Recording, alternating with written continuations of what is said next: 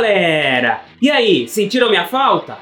Depois de um tempinho aí eu tô de volta e eu vou te falar, vida de pai não é fácil. Mas ter um bebê em casa é sempre uma alegria, não é mesmo? Vem cá, minha coisinha linda do papai, vem meu neném. Ele não é lindo? Vê a carinha do papai. A terceira temporada de The Mandalorian já chegou ao fim e todos os 8 episódios estão disponíveis na Disney+. E como toda boa obra de Star Wars, essa temporada de Mandalorian dividiu opiniões e gerou a maior discussão nas redes. Teve gente que amou, teve gente que odiou, porque fã de Guerra nas Estrelas é assim. Ele critica, bota defeito, reclama, mas não perde um capítulo. Mas afinal, a terceira temporada de Mandalorian é boa? Nós vamos fazer uma análise completa agora. Roda a vinheta aí, meu filho.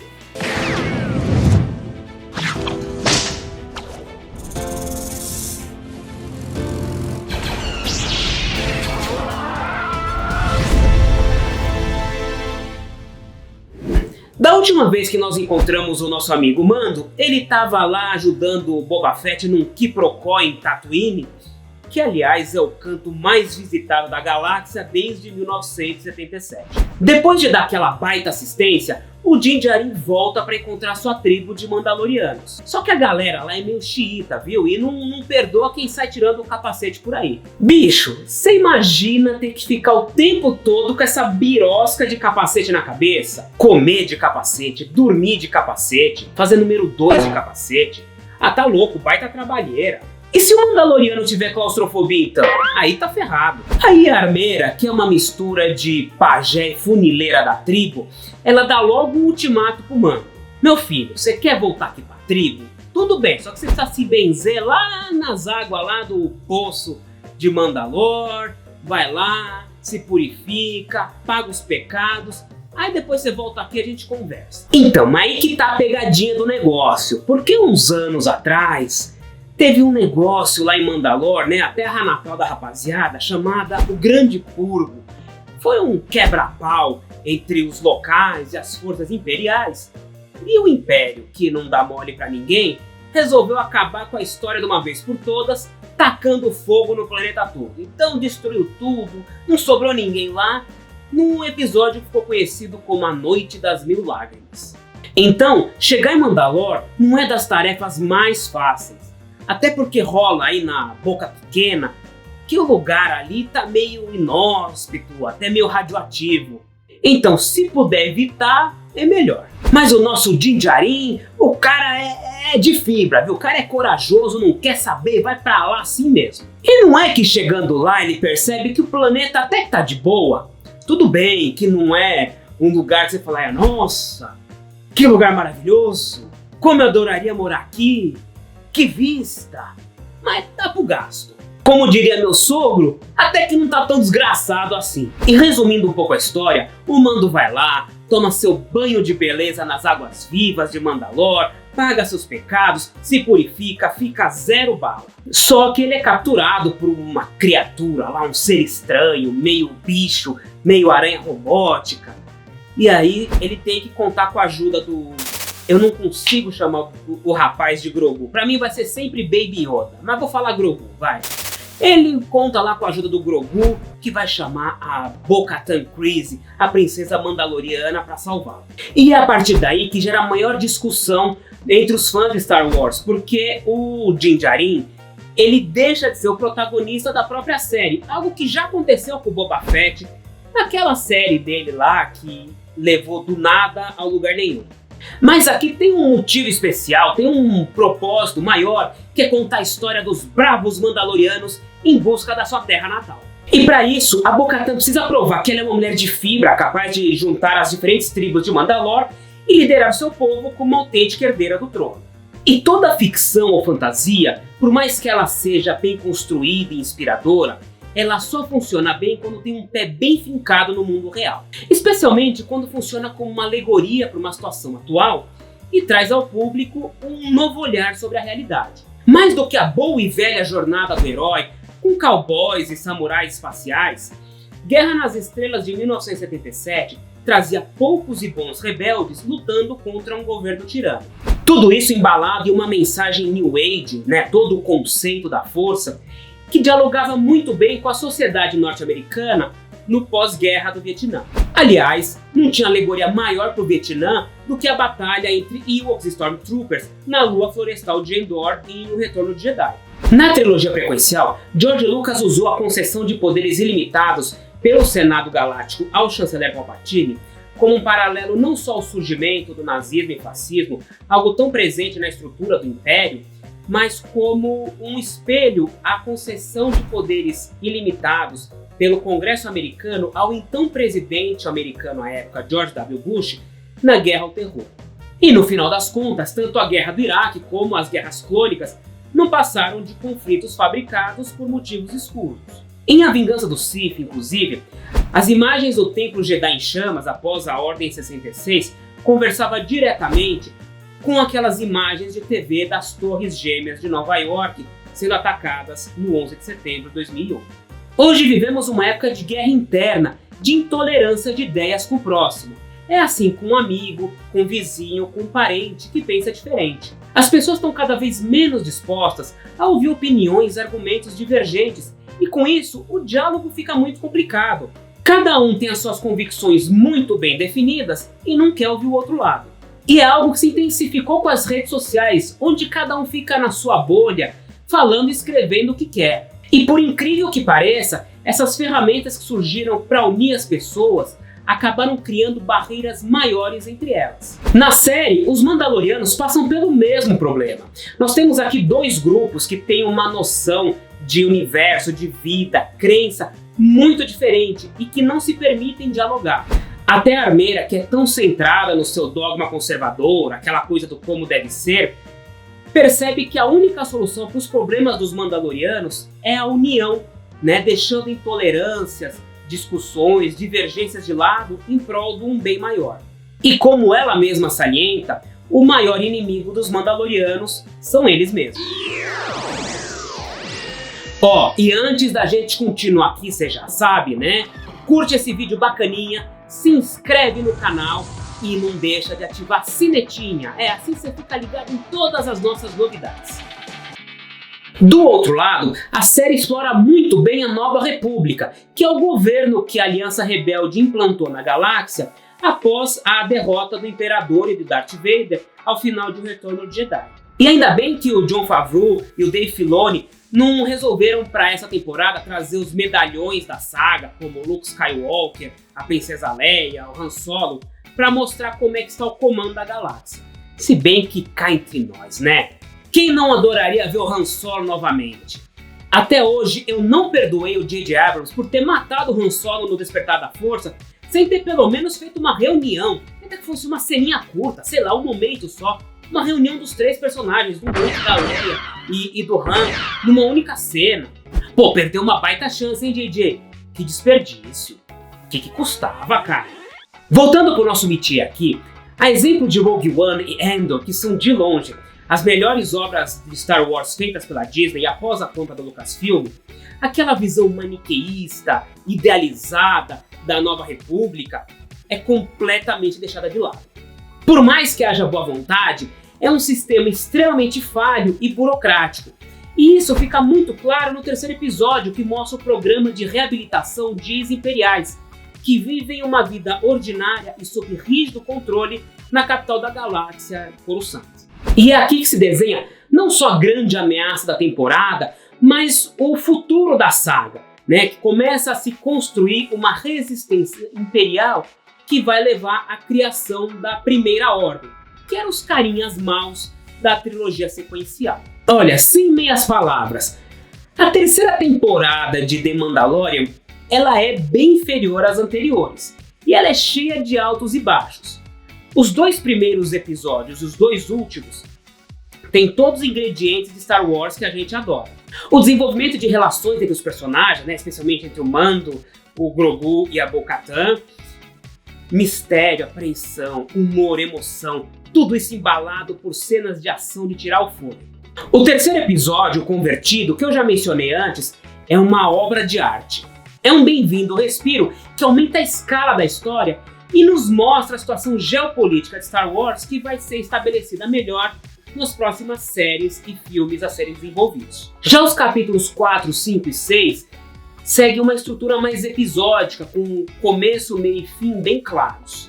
É aquela coisa, né? A cada semana, os nossos heróis enfrentam um desafio e isso gera uma recompensa para a trama avançar. Então nós temos a Bo-Katan ganhando a confiança do grupo de Mandalorianos depois do salvamento do filho do Paz Vizsla. Aí no episódio seguinte, eles ganham do alto magistrado Greef Karga um lar para chamar de seu depois de livrar o planeta Nevarro de uns piratas. E por fim, a Bo-Katan reconquista a liderança dos Corujas Noturnas e o Sabre Negro depois de resolver um probleminha lá com droides de batalha no planeta Plazir 15. Mas é em Mandalore, no 7º episódio, que a coisa fica séria pra valer. Os nossos heróis vão atrás da Grande Forja, que é o grande local sagrado do planeta, quando dão de cara com ninguém menos que o Moff Gideon e um grupo de Dark Troopers, agora todos pimpões usando o Metal Beskar. Aliás, o título do episódio, Os Espiões, deu um nó na cabeça da galera. Pipocaram nas redes 1000 teorias para tentar descobrir quem é que ia atrair o Mando e a Bo-Katan. Chegou a sobrar até pra armeira, coitada. No fim das contas, os tais espiões eram ninguém menos do que o Conselho das Sombras, um grupo liderado pelo Moff Gideon para colocar em prática o projeto Necromante. Aquilo que nunca foi muito bem explicado na trilogia sequencial e que permitiu o retorno repentino do Palpatine em Ascensão Skywalker. E é bom nem lembrar mais desse filme, né? E com o gancho deixado, a nossa expectativa é que nós teremos grandes baixas no nosso grupo de heróis. Afinal, nós já tínhamos nos despedido do nosso bravo Paz Vizsla no episódio passado. Dava pra imaginar que até o Din Djarin bateria as botas, já que uns dias antes saiu um rumor aí na imprensa de que o Pedro Pascal deixaria a série. Isso porque, segundo o noticiado, o ator estaria insatisfeito por ter perdido o protagonismo da série e por sequer poder mostrar o rosto na tela. Tudo bobagem. O próprio Pedro Pascal já negou as alegações. O que nós tivemos foi um episódio bastante eletrizante e bastante curto. Foram apenas 34 minutos de duração, tirando os créditos. Mas a gente pôde testemunhar os Mandalorianos em modo full pistola, descendo sarrafo nos Dark Troopers. Era tiro pra lá, porrada pra cá. Foi um verdadeiro coração valente com jetpacks. O episódio intercalou grandes batalhas com momentos tensos em terra, o que lembrou muito a estrutura de O Retorno de Jedi, inclusive com o retorno dos lendários TIE Interceptor, rasgando os céus e atirando pra tudo que era lá. Aliás, foi também do filme de 1983 que o Jon Favreau e o Dave Filoni roubaram a ideia de trazer soluções rápidas e simples para alguns conflitos. E eu vou te dizer que por mais que tenha sido muito bom ver o Mando recuperando o protagonismo da série, eu fiquei um pouco incomodado por ele ter se tornado esse cara imbatível, né? Um Schwarzenegger de armadura, que não teve lá grandes dificuldades para enfrentar os Dark Troopers e nem a Guarda Pretoriana. Claro que, como todo bom vilão, o Moff Gideon teve um tempinho aí extra, uma pausinha, para explicar todo o seu plano, tintim por tintim, de como ele criou clones de si mesmo, usando o sangue do Grogu para incluir o poder da força neles. Pena que o plano dele foi todo por água abaixo. Literalmente. Olha, o visual da armadura pseudo-mandaloriana do Moff Gideon ficou animal, sério. Coisa linda, cara, excelente, não tem nem o que falar. Só que ficou muito aquela fórmula Marvel, né, em que o vilão se transforma numa versão bombadona do herói. E aqui a gente tem que tirar o chapéu pro Giancarlo Esposito, né, o nosso eterno Gus Fring de Breaking Bad e Better Call Saul. Apesar de aparecer apenas nos 2 últimos episódios da série, ele faz o que sabe de melhor, traz uma interpretação memorável e ameaçadora. E eu vou te falar que o Moff Gideon já faz parte do hall de grandes vilões de Star Wars, junto com Darth Vader, Imperador Palpatine, Grand Moff Tarkin e Darth Maul. Não, Kylo Ren, você não tá nesse grupo não, cai fora, você não é vilão, cara, sai daí. E essa comparação com o Retorno de Jedi, ela não para por aí, já que esse é um final para uma trilogia de 3 temporadas. Então chegou ao fim a história principal do Din Djarin e agora do seu filho adotivo, Din Grogu. Cara, eu não consigo. Pra mim sempre vai ser assim. Carinha, você vai ser sempre o Baby Yoda nos nossos corações. E o Pedro Pascal, hein?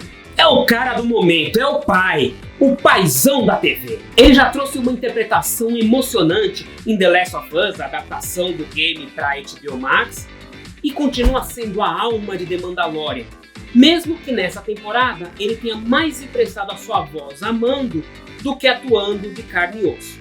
A química dele com o Baby Yoda continua fantástica e rende os momentos mais divertidos e emocionantes da série.